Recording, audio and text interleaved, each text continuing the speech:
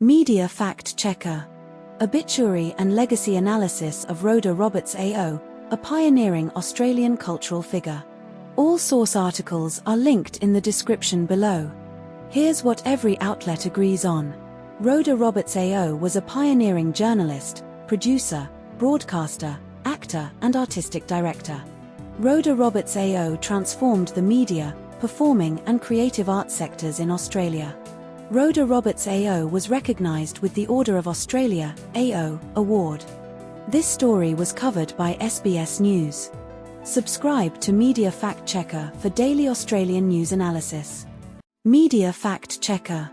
Iranian women's football team asylum crisis after Asian Cup protest. All source articles are linked in the description below. Here's what every outlet agrees on. 7 members of Iran's women's national football team, including 1 staff member, were granted humanitarian visas in Australia after seeking asylum on March 10, 2024, following their silence during Iran's national anthem at the Women's Asian Cup. 5 of these 7 members, 3 players, Mona Hamoudi, Zura Sabali, 1 staff member, Zura Meshkinka, and player Mohadaseh Zolfi, later withdrew their asylum claims and returned to Iran via Malaysia, Oman, and Turkey's border crossing with Iran. 2 players, Fatma Pasandadeh, 21, and Atfef Ramazanisadeh, 33, remained in Australia and began training with Brisbane Roar's A-League women's squad without hijabs, as per Article 3 and Article 4. Iran's parliamentary speaker Mohammad Baghir Ghalibaf posted on social media that the returning players were daughters of this land and had not surrendered to intimidation from Iran haters, Article 1, Article 3, Article 7. The team's silence during the national anthem before their first match, against South Korea, sparked condemnation in Iran, with state media and officials like Mohammad Reza Shahbazi calling the players traitors, Article 1, Article 2, Article 7. But not all outlets told the same story. ABC and Guardian report that the Iranian embassy arranged the team's journey home via Oman and Turkey, but Article 2, ABC, states the AFC General Secretary Windsor John was not aware of the team's travel plans after Oman, implying the AFC had no role in arranging it. Article 3, Newskamau, claims Iranian state media filmed the players parading over the Israeli flag, while other sources, ABC, Guardian, do not mention this detail. Article 8, ABC, describes the Iranian Football Federation as mafia-like and linked to the regime, a claim not echoed or disputed by other sources. This story was covered by ABC News, The Guardian, and news.com.au. Subscribe to Media Fact Checker for daily Australian news analysis. Media Fact Checker. Nicola Olyslagers finishes as silver medalist in women's high jump at World Indoor Championships in Poland. All source articles are linked in the description below. Here's what every outlet agrees on.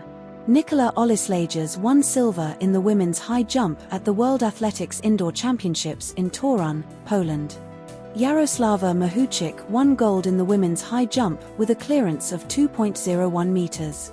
Olyslagers, Yulia Levchenko, Ukraine, and Angelina Topic, Serbia, shared silver after all clearing 1.99 meters on their first attempt. Olyslagers cleared 1.99 meters, equaling her indoor personal best. Eleanor Patterson, Australia, finished 7th with a clearance of 1.93 meters. But not all outlets told the same story. The Guardian reports Hayley Kitching's 800m heat time as 2 minutes and 0.99 seconds, while ABC reports it as 2 minutes and 0.09 seconds. The Guardian mentions Jess Hull's 1500m heat time as 4 minutes and 12.45 seconds but does not mention her advancing to the final, while ABC confirms her advancement with the same time. The Guardian notes Adam Spencer advanced to the men's 1,500-meter final with a time of 3 minutes and 40.79 seconds, but this detail is missing in ABC. This story was covered by ABC News and The Guardian. Subscribe to Media Fact Checker for daily Australian news analysis. Media Fact Checker. Democrats impeach bid against Attorney General Pam Bondi over Epstein files briefing. All source articles are linked in the description below. Here's what every outlet agrees on. Pam Bondi attended a closed-door briefing on Jeffrey Epstein files on Capitol Hill on Wednesday, March 20, 2024. Democrats walked out of the briefing after less than an hour, calling it an outrageous fake hearing. The House Oversight Committee subpoenaed Pam Bondi earlier this month to testify under oath about the Justice Department's handling of Epstein files. 5 Republicans joined Democrats in voting to subpoena Bondi for questioning on Epstein-related documents. California Congressman Robert Garcia labeled the briefing a fake hearing and accused Bondi of refusing to commit to testifying under oath. But not all outlets told the same story. Article 1 states that Democratic Representative Yasemin Ansari and Rashida Tlaib are co-sponsors of the impeachment articles, but Article 2 does not mention them as co-sponsors. Article 1 mentions that the FBI Director Kash Patel testified under oath about buying location data on Americans, while Article 2 does not mention this detail. Article 1 includes multiple unrelated topics such as the Iran war, Joe Kent's resignation, and Trump's deportation policies, which are not present in Article 2.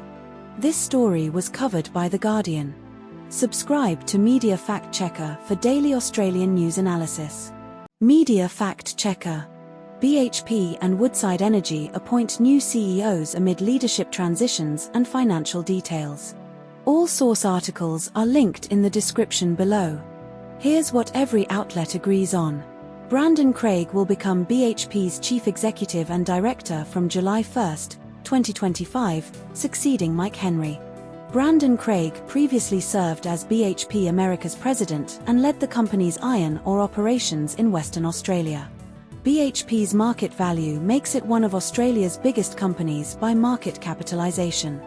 Mike Henry's 6.5-year tenure as BHP CEO saw the company become the world's largest copper producer. Elizabeth Westcott was appointed Woodside Energy's permanent CEO and managing director in 2025, succeeding Meg O'Neill. But not all outlets told the same story. No contradictions found between the sources for the core factual claims. This story was covered by ABC News and news.com.au. Subscribe to Media Fact Checker for daily Australian news analysis. Media Fact Checker. Hawaii faces severe flooding and dam failure risks during extreme rainfall events. All source articles are linked in the description below. Here's what every outlet agrees on. Over 4,000 people were ordered to evacuate in Waialua and Halewa, Oahu, due to flooding, Guardian, ABC.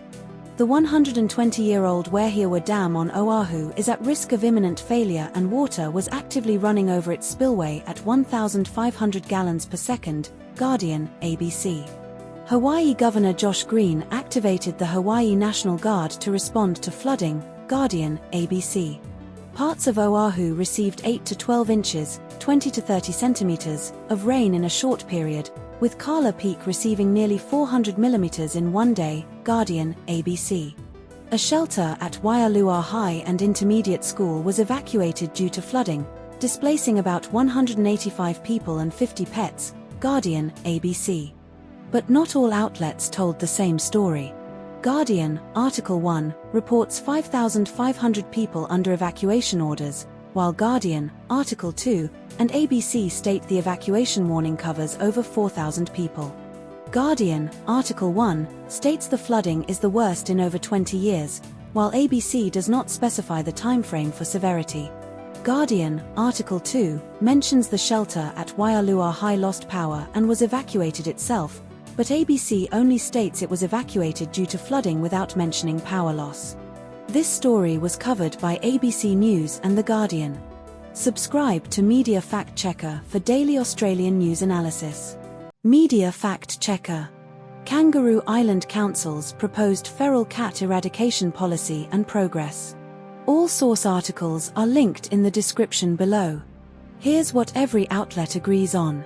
Kangaroo Island Council is considering a last cat policy to ban new pet cats from being introduced to the island as part of a feral cat eradication effort. Mayor Michael Pengelly stated the goal is to rid Kangaroo Island of feral cats and not allow any more cats in by 2030. The Dudley Peninsula project on Kangaroo Island has removed 2,800 feral cats so far, leaving around 150 remaining. Feral cats contribute to a $12 million annual decline in sheep production due to toxoplasmosis, according to Mayor Pengelly and Jack Goff. The federal government provided $1.61 million in December 2023 to the project, with the Invasive Species Council stating an additional $3.1 million is needed for full eradication. But not all outlets told the same story. News Kamau states the council's last cat policy is not that far advanced, while ABC describes it as an idea that the current council would like to see put in place without specifying its current stage. News Kamau mentions the policy could take up to 30 years to implement, but ABC does not provide a specific timeline beyond the 2030 eradication goal. News Kamau includes a quote from Mayor Penjali saying that doesn't mean Granny with her cat is going to lose that overnight, while ABC does not repeat this exact phrasing but implies a gradual approach. This story was covered by ABC News and news.com.au. Subscribe to Media Fact Checker for daily Australian news analysis. Media Fact Checker. Systematic review finds limited evidence for medicinal cannabis effectiveness in mental health conditions. All source articles are linked in the description below. Here's what every outlet agrees on. Medicinal cannabis prescriptions in Australia increased from fewer than 20,000 in 2020 to nearly 1 million in the last financial year. The University of Sydney's systematic review included 54 randomised controlled trials with 2,477 participants, finding no evidence medicinal cannabis effectively treats anxiety, depression, or PTSD. Researchers found some low-quality evidence that medicinal cannabis may reduce tic severity in Tourette's syndrome, improve sleep for insomniacs, and help manage autism traits. Legal medicinal cannabis sales in Australia have tripled over 4 years, outpacing research into its safety and efficacy. The review was published in The Lancet Psychiatry and conducted by researchers from the University of Sydney, Brisbane, Melbourne, and the University of Bath. But not all outlets told the same story. The Guardian reports the review found no evidence for cannabis treating opioid use disorder, but the SMH does not mention this specific condition. The Guardian cites Mike Morgan-Giles, Cannabis Industry Counsel, claiming cannabis reduces anxiety and PTSD symptoms, while the SMH does not reference this industry counterargument. The Guardian states the review found too little evidence for cannabis in ADHD, bipolar disorder, and OCD, while the SMH omits these conditions entirely. This story was covered by The Guardian and Sydney Morning Herald. Subscribe to Media Fact Checker for daily Australian news analysis. Media Fact Checker. Asia's fuel crisis due to Iran blocking Strait of Hormuz amid US-Israel war. All source articles are linked in the description below. Here's what every outlet agrees on. Sri Lanka introduced a 4-day work week for state institutions, schools, and universities starting Wednesday, with the change to remain indefinitely. News Kamau, ABC, Guardian. Iran blocked the Strait of Hormuz on February 28, 2024, in retaliation for US-Israeli airstrikes, cutting 20 to 25% of global oil supply. News Kamau, 20%, ABC, 20%, Guardian, 20 to 25%. Sri Lanka's fuel rationing limits motorists to 15 litres of petrol diesel per week, while public transport gets up to 200 litres. News Kamau, ABC, Guardian. Sri Lanka's petrol and diesel reserves are estimated to last nearly 6 weeks, but officials warn disruptions could severely impact the island. News Kamau, ABC, Guardian. Sri Lanka's President Anura Kumara Dissanayake called an emergency meeting and stated we must prepare for the worst, but hope for the best. News Kamau, ABC, Guardian. But not all outlets told the same story. News Kamau states 80% of the world's oil supply is cut by Iran's blockade, while ABC and Guardian state 20% of global exports pass through the strait in peacetime, not a direct contradiction but inconsistent framing. ABC mentions Thailand's government is freezing cooking gas prices until May, but News Kamau does not mention this detail. Guardian states Pakistan relies on 85% of its energy from the Strait of Hormuz, while News Kamau does not mention this specific percentage. This story was covered by ABC News, The Guardian, and news.com.au. Subscribe to Media Fact Checker for daily Australian news analysis. Media Fact Checker. Kyle Sandilands and Jackie Henderson's sacking and legal dispute over the Kyle and Jackie O show. All source articles are linked in the description below. Here's what every outlet agrees on.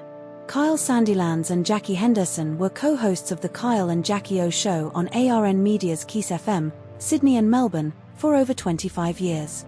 Both signed separate $100 million, 10-year contracts with ARN Media in 2023, totaling a $200 million deal, set to expire in 2034. On February 20, 2026, Sandilands accused Henderson of being off with the fairies and almost unworkable due to her fixation on horoscopes during an on-air argument, leading to Henderson's absence from the show. ARN Media suspended Sandilands on March 3, 2026, giving him 14 days to remedy alleged serious misconduct and breach of contract, which he denied. ARN Media terminated Sandilands' contract on March 17, 2026, ending the Kyle and Jackie O Show, citing his on-air behavior as grounds for termination. But not all outlets told the same story. The Guardian and ABC both report Henderson's contract was terminated by ARN, but Henderson herself denied resigning and stated she was addressing the matter through legal avenues. The Guardian and SMH both mention ARN's financial struggles and declining share price, but The Guardian emphasizes advertiser boycotts as a primary driver, while SMH focuses on the show's poor performance in Melbourne and loss of 220,000 listeners. ABC and The Age both report ARN's decision to terminate Sandilands' contract as opportunistic, but The Age's source claims ARN had already made up their minds before the 14-day deadline, while ABC suggests ARN was pressured by ACMA and financial pressures. This story was covered by ABC News, The Guardian, news.com.au, Sydney Morning Herald and The Age. Subscribe to Media Fact Checker for daily Australian news analysis. Media Fact Checker.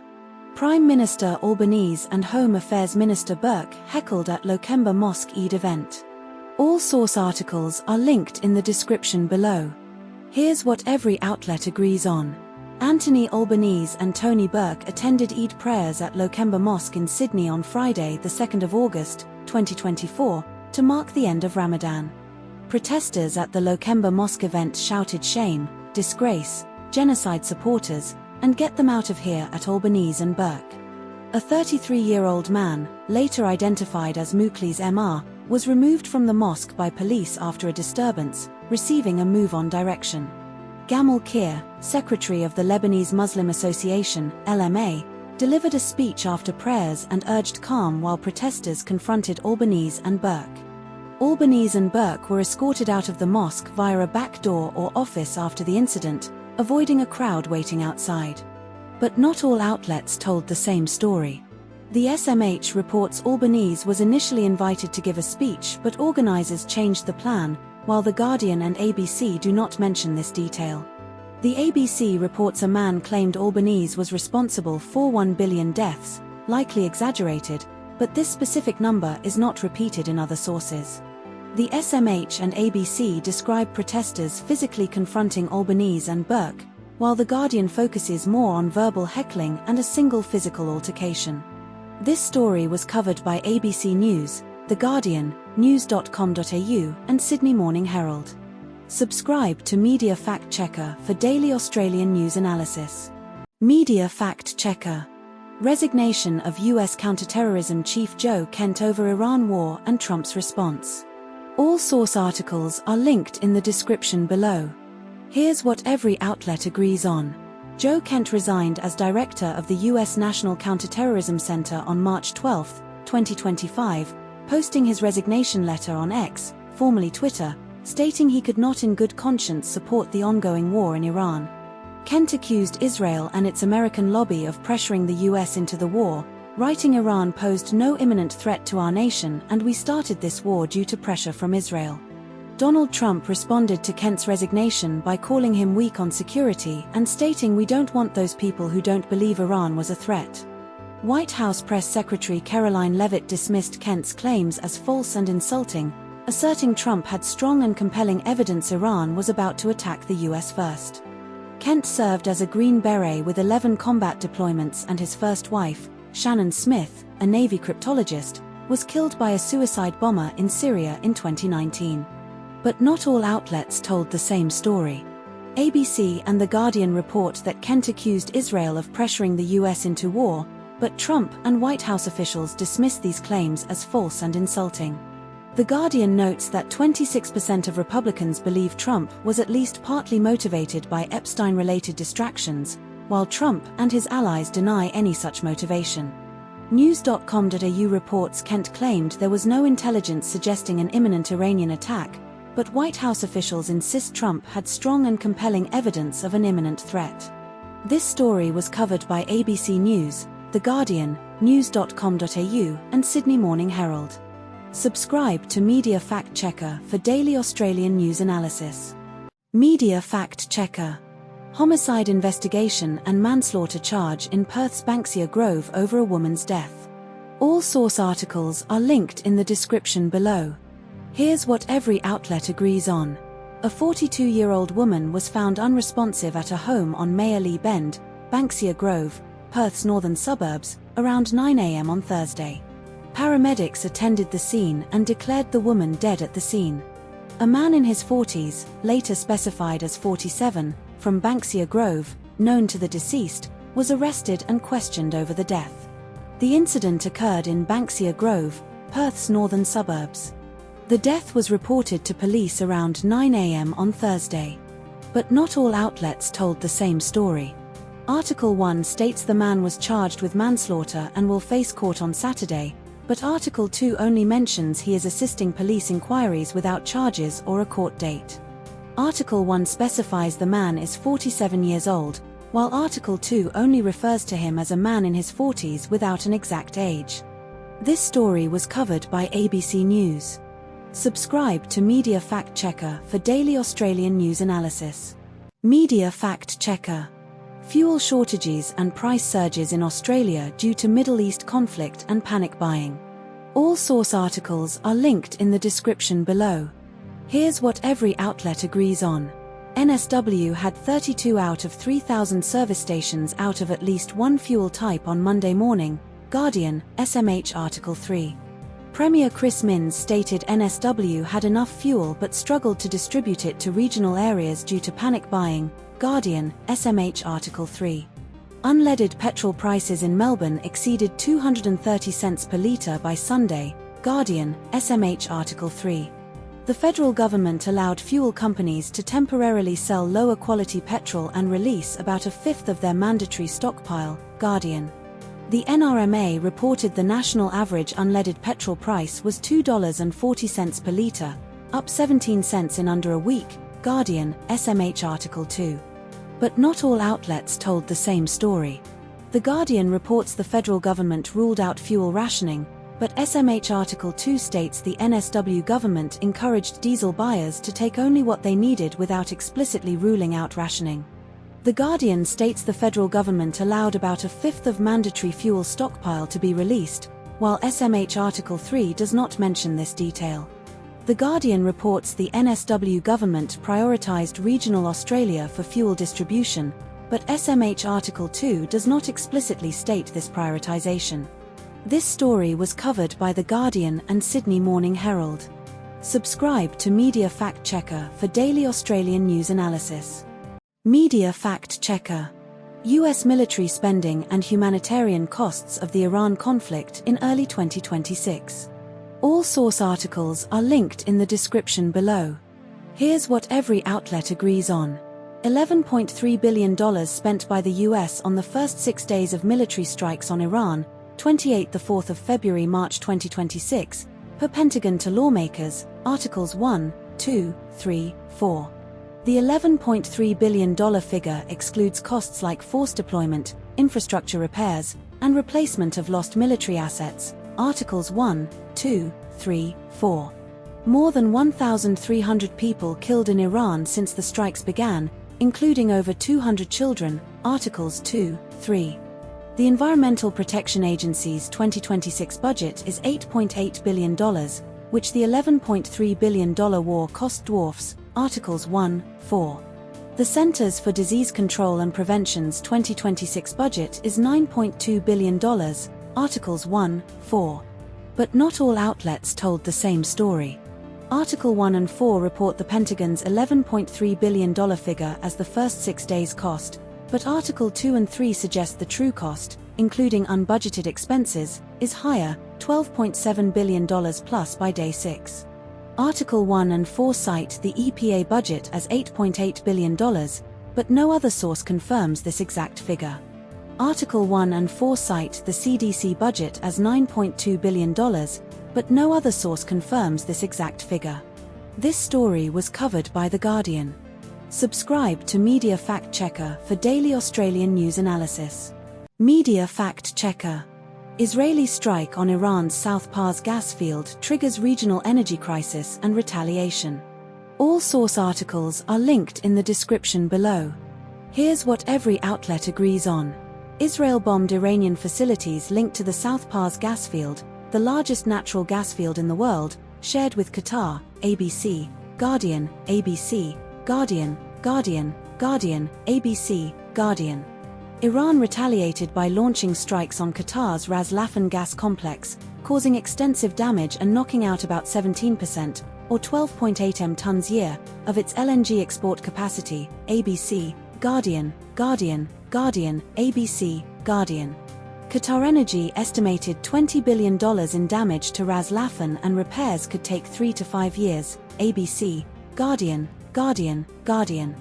Iran's Revolutionary Guards warned that Saudi Arabia's Samref refinery, Yanbu, UAE's Al Hosn gas field, and Qatar's Mesaieed petrochemical complex were direct and legitimate targets, Guardian, Guardian, Guardian. Brent crude oil prices spiked to around $110 to $119 per barrel following the strikes, ABC, Guardian, Guardian, Guardian, ABC. But not all outlets told the same story. ABC and Guardian both report Trump claimed he knew nothing about the South Pars attack, but Israeli officials and Yoel Gazansky, from Tel Aviv's Institute of National Security Studies, stated the US was informed or even coordinated the attack.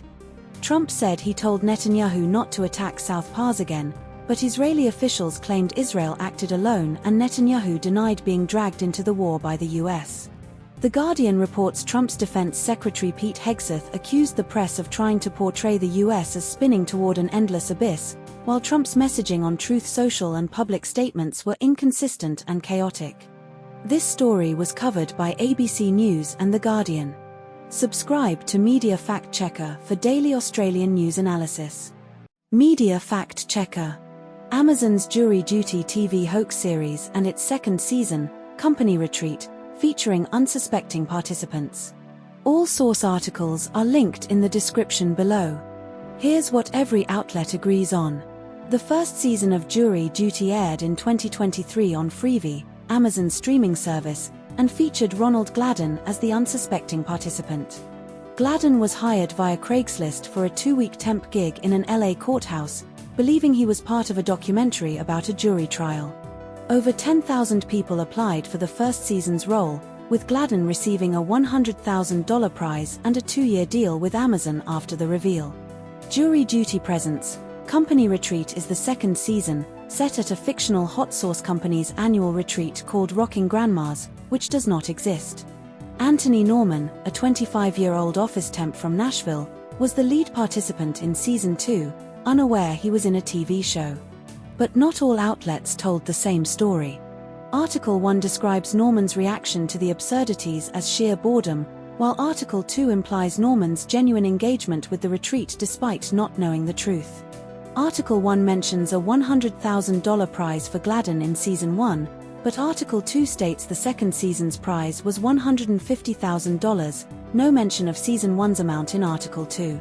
Article 1 focuses heavily on the show's darker or more grotesque elements, sex toy, testicle seminar, while Article 2 emphasizes the warmth and genuine relationships built during filming. This story was covered by The Guardian. Subscribe to Media Fact Checker for daily Australian news analysis. Media Fact Checker. Danish royals King Frederick and Queen Mary's 2024 state visit to Australia. All source articles are linked in the description below. Here's what every outlet agrees on. King Frederick X and Queen Mary arrived in Australia on Saturday, the 19th of October, 2024, for a 6-day state visit, the first Danish royal visit in 40 years. The royal couple's itinerary included stops in Central Australia, Uluru, Canberra, Melbourne, and Hobart, with engagements focused on diplomacy, sustainability, and cultural ties. Queen Mary was born in Tasmania, Tauranga, and met King Frederick at the 2000 Sydney Olympics in the Slip-In Bar. They married in 2004 and ascended to the throne in January 2024. The royals visited the Australian War Memorial in Canberra on Monday, the 21st of October, where they laid a wreath at the tomb of the unknown soldier and met the public. King Frederick gave a speech at a state dinner in Canberra on Sunday, the 20th of October, referencing their meeting in Sydney and Denmark's renewed ties with Australia. But not all outlets told the same story. Article 1, ABC, states the royals arrived in Melbourne on Tuesday, while Article 2, ABC, and Article 6, Newscamau, clarify their Melbourne engagements were on Wednesday, the 23rd of October, and Thursday, the 24th of October, respectively. Timing appears misaligned in Article 1. Article 3, Newscamau, mentions the royals visited the Port of Melbourne later in the afternoon on Tuesday, but Article 4, ABC, places this engagement on Wednesday morning. Article 9, Newscamau, states the royals laid a wreath for Flying Officer Henry James Brock killed in action in 1944, while Article 10, ABC, and Article 9, ABC, specify 1945 for his death. This story was covered by ABC News, The Guardian, and news.com.au. Subscribe to Media Fact Checker for daily Australian news analysis. Media Fact Checker. Donald Trump criticizes Australia and NATO allies for refusing military aid in Iran conflict and Strait of Hormuz blockade. All source articles are linked in the description below. Here's what every outlet agrees on. Donald Trump publicly stated on Truth Social that the US does not need the help of anyone in its war against Iran, specifically naming Australia, Japan, South Korea, and NATO as countries that refused assistance. ABC, Guardian, The Age, SMH, news.com.au. Transport Minister Catherine King confirmed Australia would not send naval support to the Strait of Hormuz, stating we won't be sending a ship to the Strait of Hormuz. ABC, The Age, SMH, news.com.au. Iran has effectively blockaded the Strait of Hormuz, disrupting global oil supply and causing fuel price surges worldwide. ABC, Guardian, The Age, SMH. The US and Israel launched a military campaign against Iran in February 2025, targeting its missile stocks, Navy, Air Force, and regime leadership. The Age, SMH. Donald Trump previously called on allies to help reclaim the Strait of Hormuz but later claimed he never needed their help, describing NATO as a one-way street. ABC, Guardian, The Age, SMH, news.com.au. But not all outlets told the same story. ABC and The Guardian report that Australia has not been formally requested to send ships to the Strait of Hormuz, but Trump's social media post, ABC, The Age, news.com.au, implies he had asked for assistance without a formal request. The Guardian reports Trump said he was very surprised Australia declined to send troops, while ABC and The Age state Australia was not consulted or formally asked about naval support. ABC, The Age, Guardian. The Age and SMH report Trump's top counterterrorism official Joe Kent resigned due to misgivings about the war, but Trump dismissed Kent as weak on security. The Age, SMH. This story was covered by ABC News, The Guardian, news.com.au, Sydney Morning Herald and The Age. Subscribe to Media Fact Checker for daily Australian news analysis. Media Fact Checker. Australian government response to fuel crisis amid Middle East conflict. All source articles are linked in the description below. Here's what every outlet agrees on. Anthony Albanese is convening a snap National Cabinet meeting on Thursday, 2024 date unspecified, to coordinate a national response to the fuel crisis caused by the Middle East conflict. The US and Israel launched preemptive strikes on Iran late last month, triggering global fuel price spikes and supply chain disruptions. Australia has released about 20%, 100 million litres month for 60 days, of its emergency fuel reserves due to the crisis, with petrol and diesel shortages reported in rural and regional areas. The federal government temporarily lowered fuel standards to redirect supplies into the domestic market, injecting an extra 100 million litres month of fuel. The Strait of Hormuz, a key shipping route for about 20% of global oil supply, is under threat due to the conflict, impacting fuel deliveries. But not all outlets told the same story. The Guardian and ABC both report the government has released 20% of emergency fuel reserves, but the ABC specifies this as 6 days' worth of petrol and 5 days' worth of diesel, while the Guardian does not specify the duration. The Guardian reports the Greens leader Larissa Waters called for free public transport, but this is not mentioned in any other source. The Guardian and ABC both report the government has relaxed fuel standards, but only the ABC explicitly states this was done to redirect supplies into the local market. This story was covered by ABC News, The Guardian, and news.com.au. Subscribe to Media Fact Checker for daily Australian news analysis. Media Fact Checker.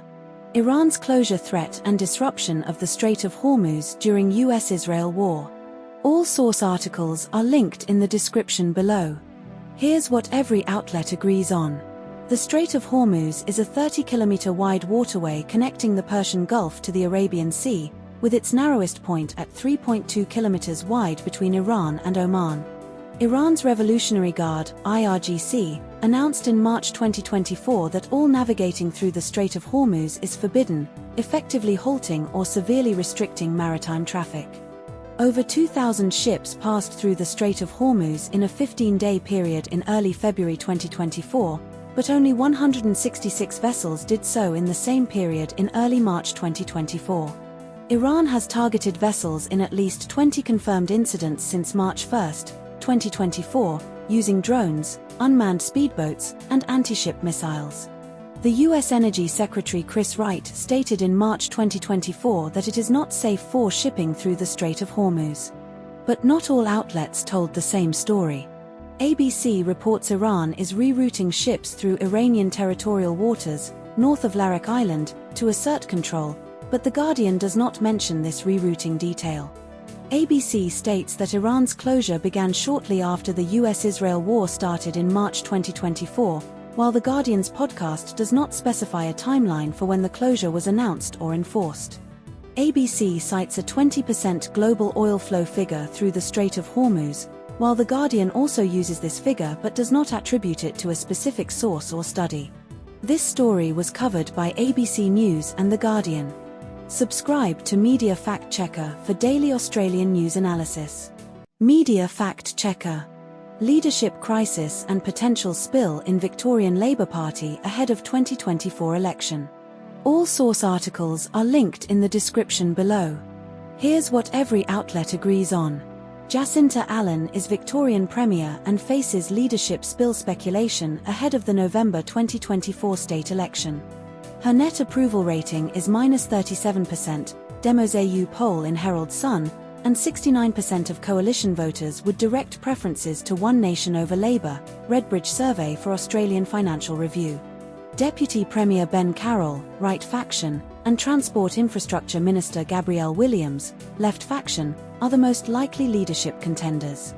Allan became Victorian Premier in September 2023 after succeeding Daniel Andrews. Labour's 2023 state election result was better than expected, temporarily easing leadership pressure on Allan. But not all outlets told the same story. The Guardian reports a grouping of socialist left MPs within the southeast are driving the push for a leadership change, but these MPs deny it. The Age says a factional chief offered the view that anyone other than Allan would lead the party to a better result, while ABC states no one has suggested anyone was counting numbers. The Guardian claims a push for a leadership change is underway with more than a dozen sources confirming it, but ABC says no one has approached ministers to canvass a change. This story was covered by ABC News, The Guardian, news.com.au, and The Age. Subscribe to Media Fact Checker for daily Australian news analysis. Media Fact Checker. 2026 Six Nations Rugby Tournament Analysis and Player Selections. All source articles are linked in the description below. Here's what every outlet agrees on. Louis Bielbiari scored a record 9 tries in a single Six Nations season, including 4 against England, and became the first player to score in every game in successive championships. Thomas Ramos scored the decisive final winning penalty for France against England in Paris, marking his 4th successive championship as top point scorer and placing him atop France's all-time list. Rhys Carr scored a try in 3 successive Test matches, becoming only the 6th prop in history to do so, and was Wales's leading point scorer in the 2026 Six Nations. Tommaso Menoncello scored a solo try in Italy's historic win over England and was praised for his speed, strength, and commitment as the best centre in Europe. Finn Russell was pivotal in Scotland's home wins over England and France, including a quick restart for Darcy Graham's crucial late try against Ireland. But not all outlets told the same story. Article 1 names Louis Bielbiari as the joint 5th highest try scorer in Six Nations history with 18 tries in 14 games, while Article 2 does not mention this specific ranking. Article 1 lists Thomas Ramos as the first player to top France's all-time point scoring list, but Article 2 emphasizes Ramos's goal-kicking legacy over his overall impact. Article 1 ranks Finn Russell as the 10th best player, while Article 2 occasionally mentions him as a key player but does not include him in the top 15 selections. This story was covered by The Guardian. Subscribe to Media Fact Checker for daily Australian news analysis.